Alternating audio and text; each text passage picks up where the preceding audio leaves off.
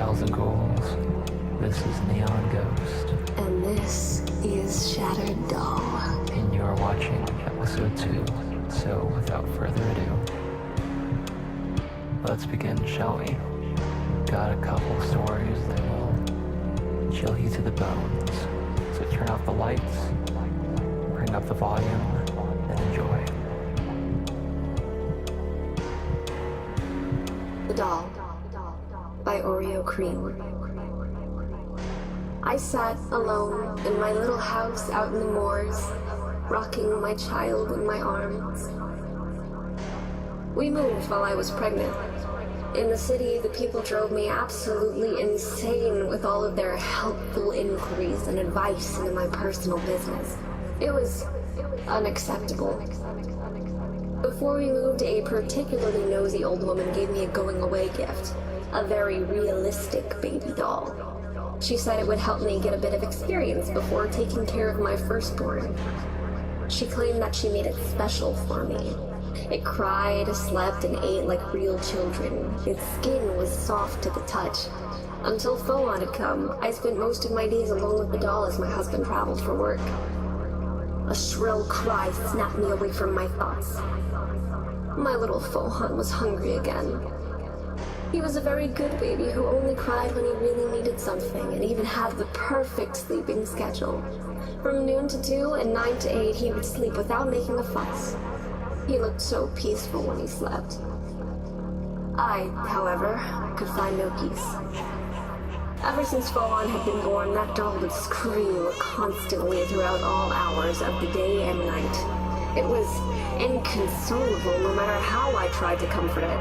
It never stopped, and it frightened my poor child.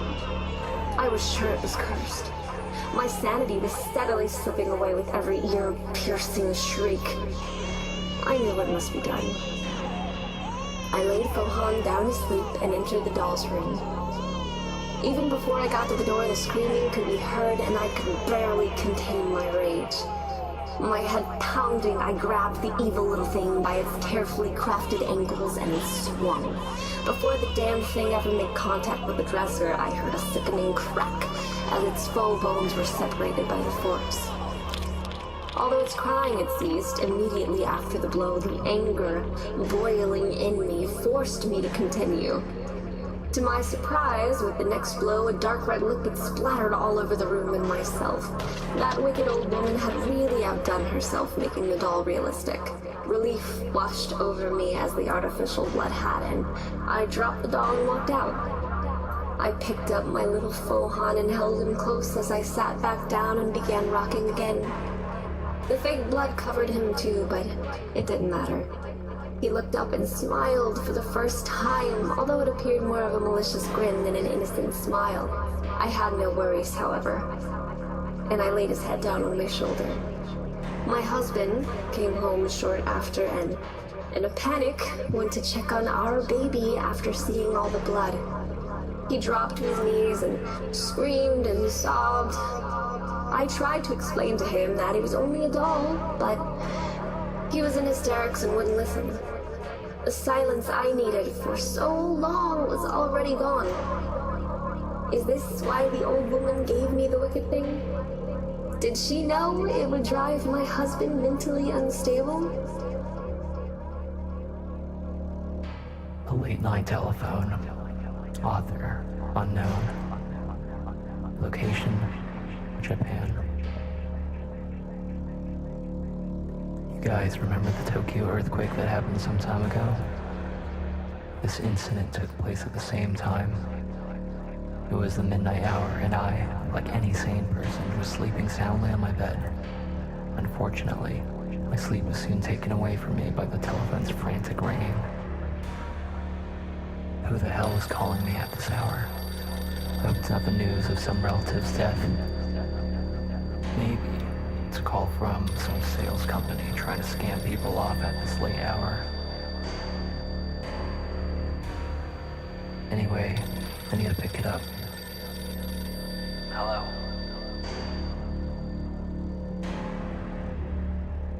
It was the voice of my friend who lived nearby. Don't wake you up, me. What do you need at this hour? The annoyance was audible in my tone.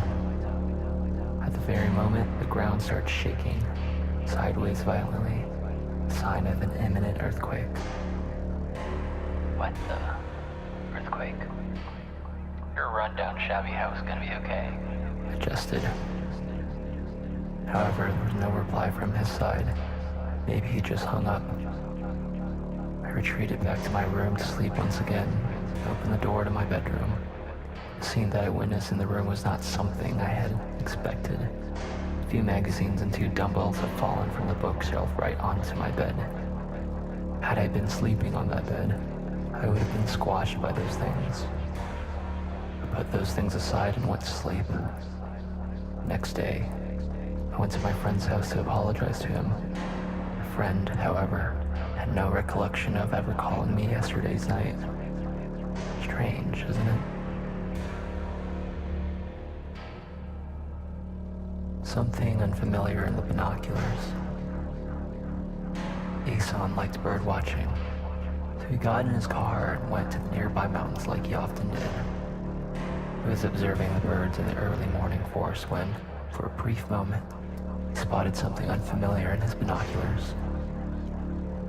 He looked over with his naked eye, but perhaps because of the distance he couldn't really see anything. Asan looked through the binoculars once more and shuddered. On the other side of the lens, he could see a strange figure, what appeared to be a clump of moss on human being legs, stumbling around clumsily. The upper body was as though its head and arms had been shaved off, its legs pale in color, and it was covered in mud. Having gazed upon something he shouldn't have, Asan shivered. But then he noticed something that made him run and never return to the mountains again. That strange thing in the distance was walking slowly, with an unsteady gait. Without a doubt, it was heading right for him. A Vietnamese ghost story, submitted by Pokemon Yellow version on Reddit. As told by my mother, after the war ended, many wives were waiting for their husbands to come home from the fighting. One day, after many years, one of the soldiers returned to his wife and home on a small rural farm in Vietnam. The wife was understandably relieved and happy her husband was alive and well. She ran up the road as he was approaching and embraced him, crying tears of joy. But the husband, seemingly unmoved by her tears, only said, "Wife, make me food." His manner was a little strange and his voice seemed a little off. But he was her dear husband who just returned from the war when so many had died. She was so happy to have him back that she didn't care and prepared him a meal.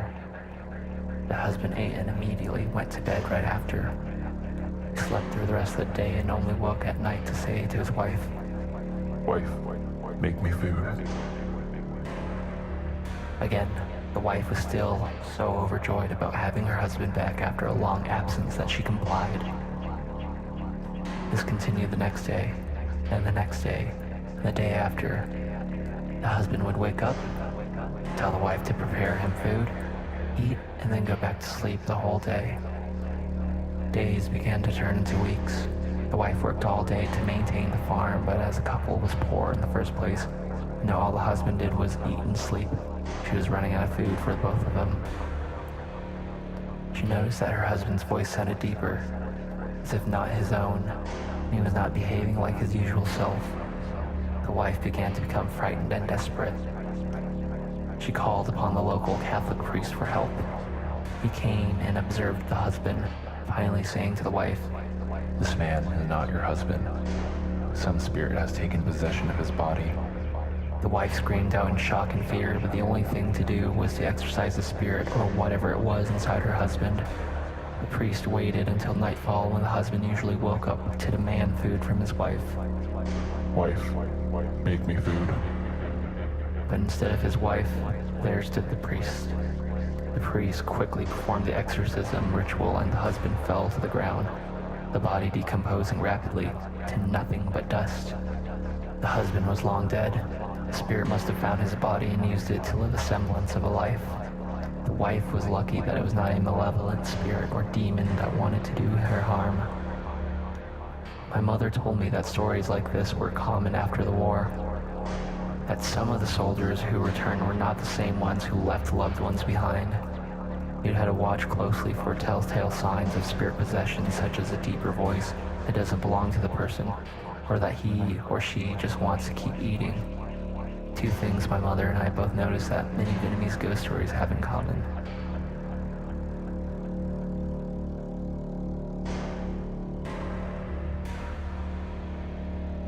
Scratching. I once lived in a one-room apartment with a kitchen. My room was at the end of the second floor, but sometimes I could hear a scratching sound coming from the wall on the side with no neighbors. At first, I was concerned, but I figured it was just a wild animal, so I forgot about it. In reality, I had seen a flying squirrel around before. The first time my girlfriend came to my apartment, the scratching started again. I told her to listen carefully. When she did, she told me to take her to the convenience store right away. When we arrived, her face was blue and she said, "Looks like you could only hear the sound. I saw a black arm sticking out of your wall. It was scratching, making that sound. It also gave off a rotten smell." Of course, I soon moved.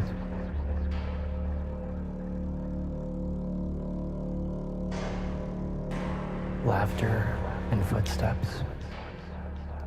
I'm a regular person with no ability to sense the supernatural, but there was one time that I had a ghostly experience.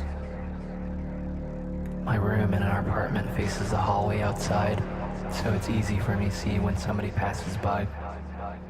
I can clearly see the shadow of people through my thin curtains. This happened when I was in the first grade of high school. I was studying in my room just before the summer holiday for our end-of-term tests. It was just past 2:30 a.m. and raining really hard outside. I was just thinking about going to bed. I could hear what sounded like a small child's laughter and skipping. It sounded like it was near the building elevators, so I thought the family that lived on the same floor was returning from a night out. What was strange was that I could hear only the sound of the child's laughter and footsteps. While I was wondering why the parents weren't telling the child off, I quickly turned my lights off. When I think about it now, I realize that for some reason I didn't want to know why the child was awake. So to escape from the voice, I jumped into bed. The voice started to get closer to my room. That's when I suddenly thought, why is it only the child's voice and footsteps? Why can't I hear the parents too? I quickly closed my eyes and waited for the child to pass. In just a little bit, they'll pass. That's what I was hoping for. And just when it seemed like the voice would pass, it happened. The voices and footsteps stopped right in front of my window. A horrible silence descended over the room.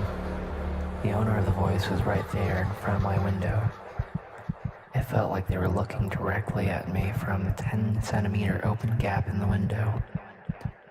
Whether I was scared or curious, I thought I'd just go up and close the window, but my body refused to move.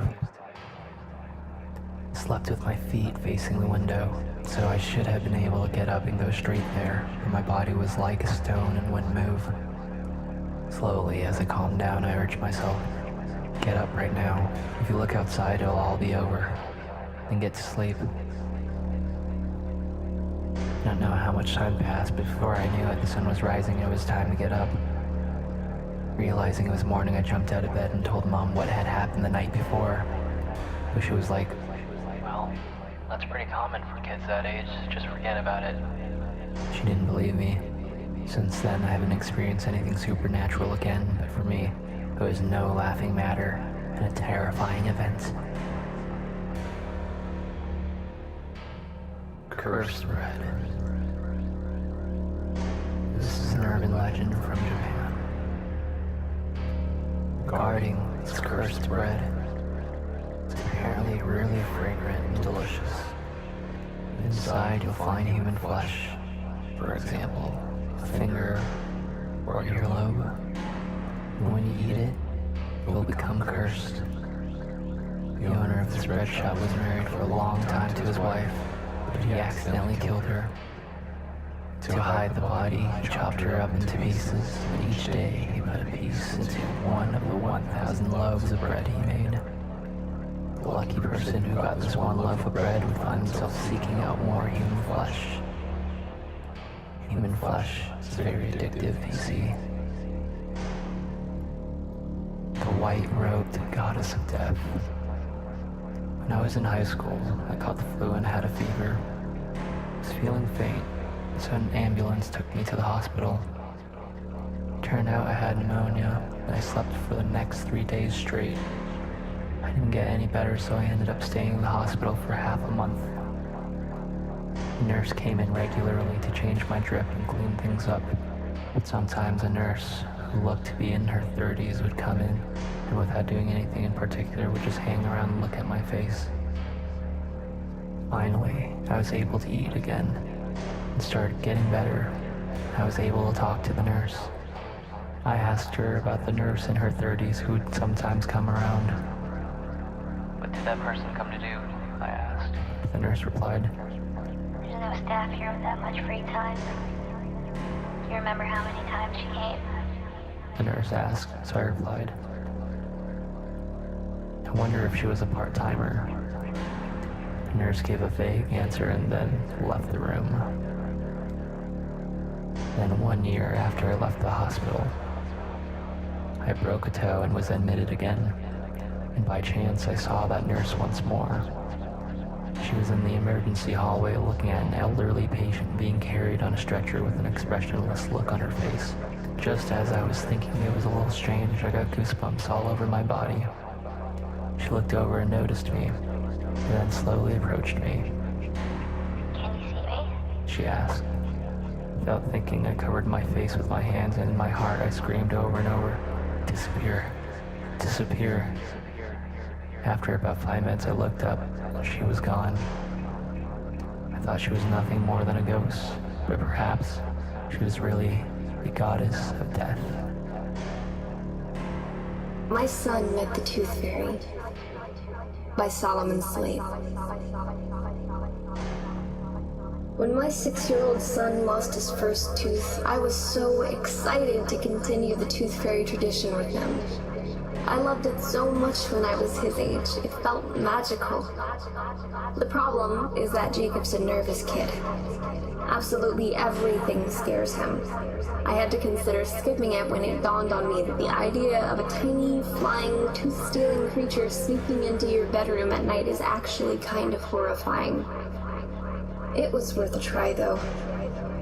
The Easter Bunny may have given nightmares for months on end, but I had to give the Tooth Fairy a chance.